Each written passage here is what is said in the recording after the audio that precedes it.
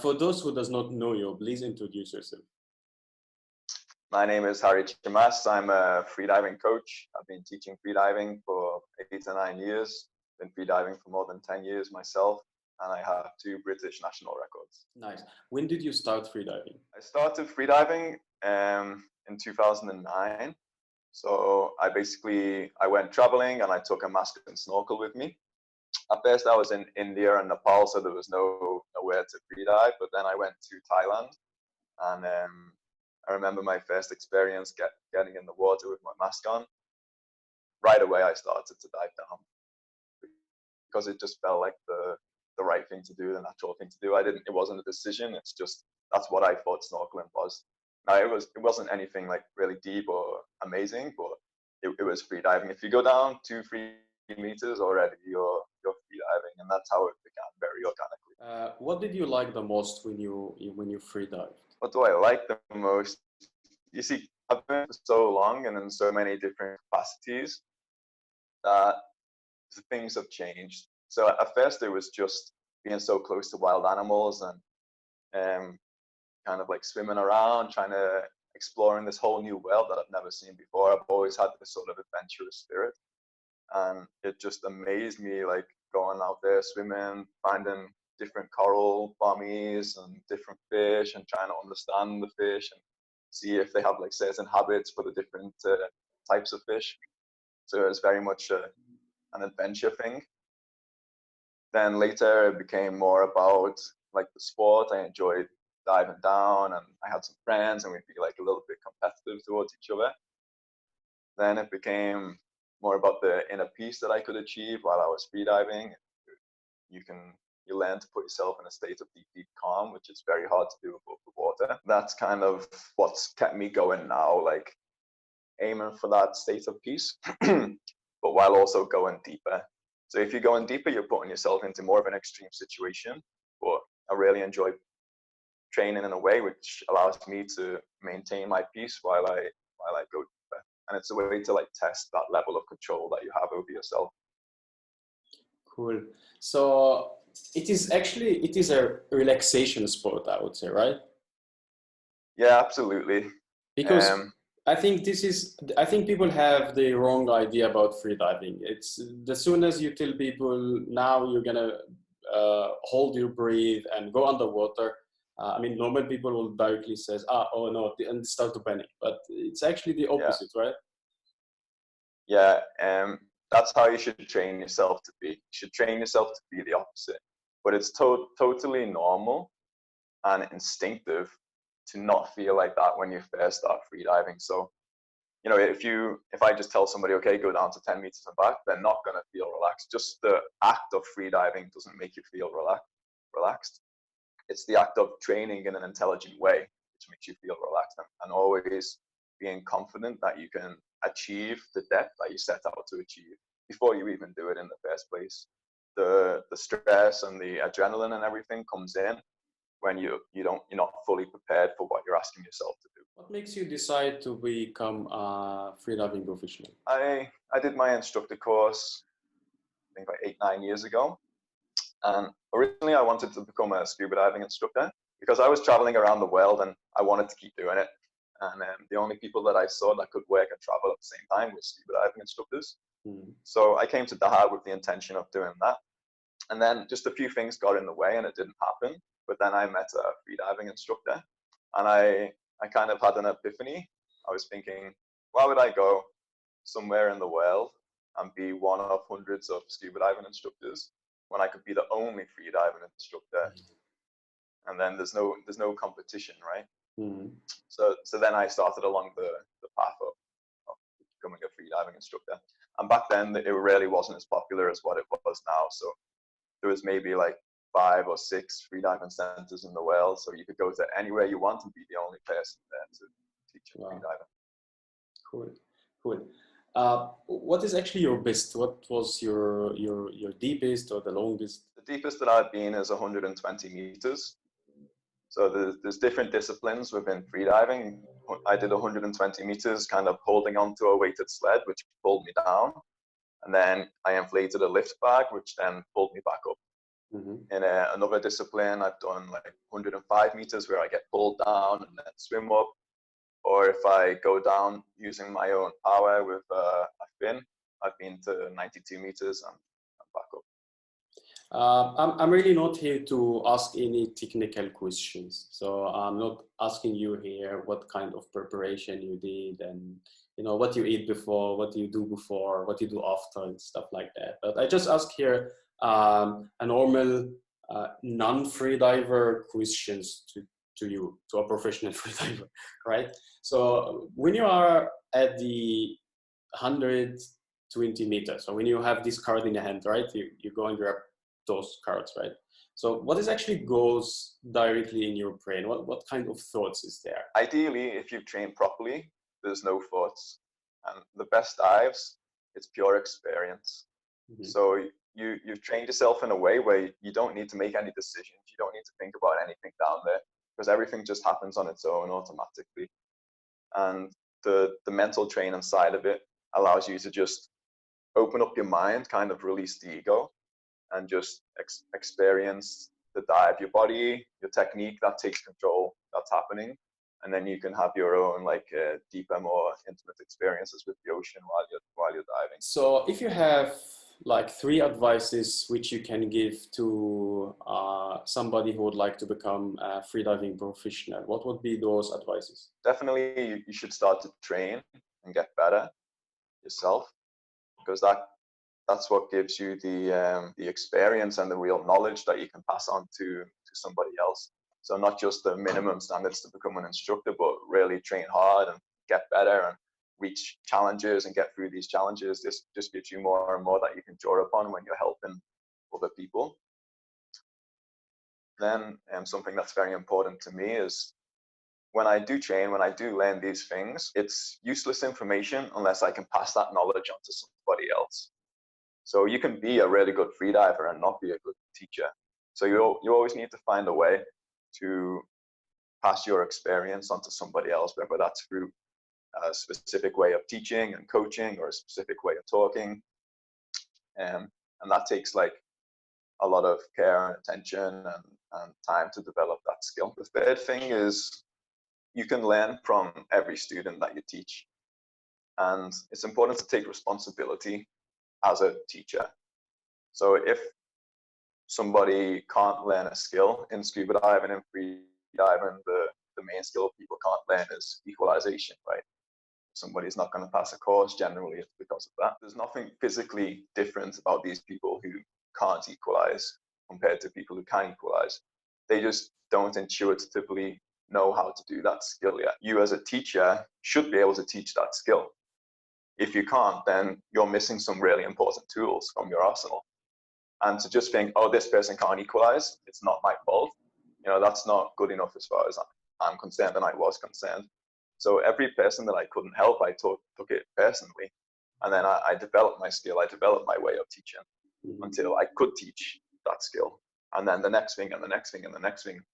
And it's just a continuous learning curve. So that's what I would say, like learn from your mistakes and never stop learning.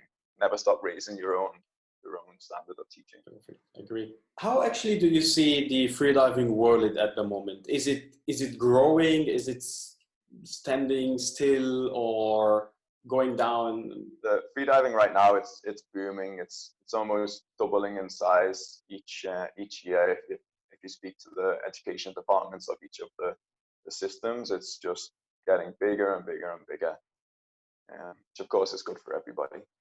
That's absolutely true. I can actually I cannot agree more with that.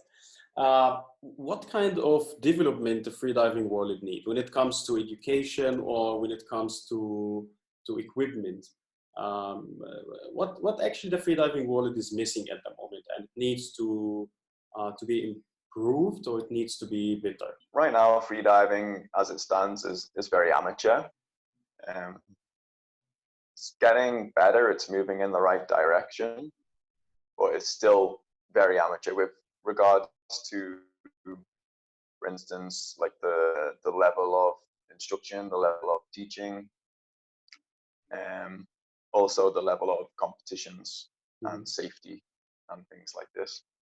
So it needs to move faster as far as I'm concerned, and it could move faster, but because there's institutions within freediving and like chains of command, and then everybody needs to agree and it gets political, then it becomes harder and harder to make these changes. Whereas if there was just some dictator that knew like what needed to happen, we could make the freediving world like much more professional overnight.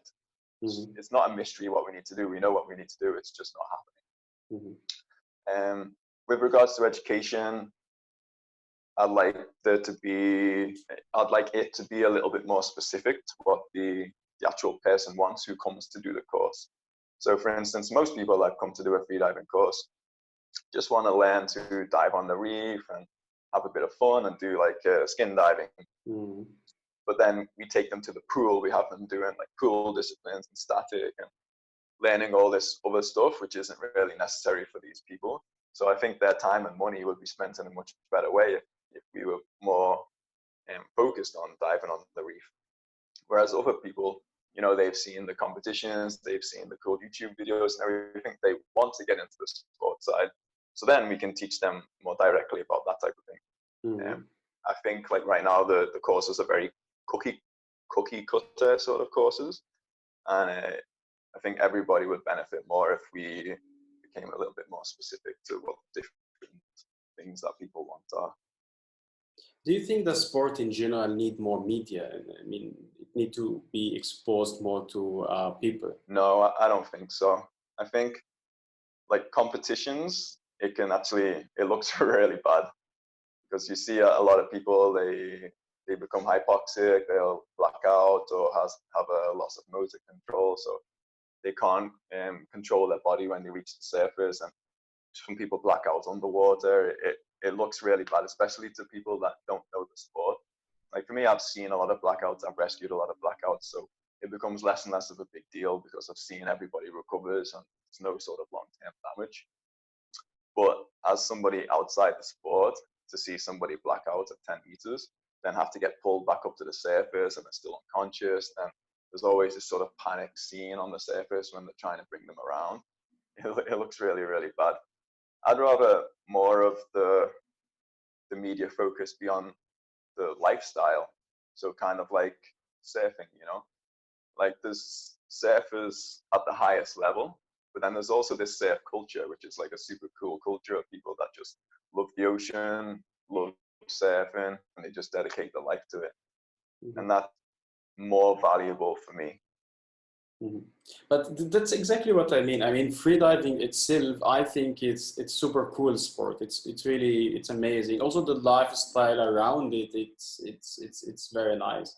But maybe that's exactly what I meant, that the media need to focus on that more than focus in the bad imaging which the people have about freediving. Like it's always people collapse at the surface, right? Yeah.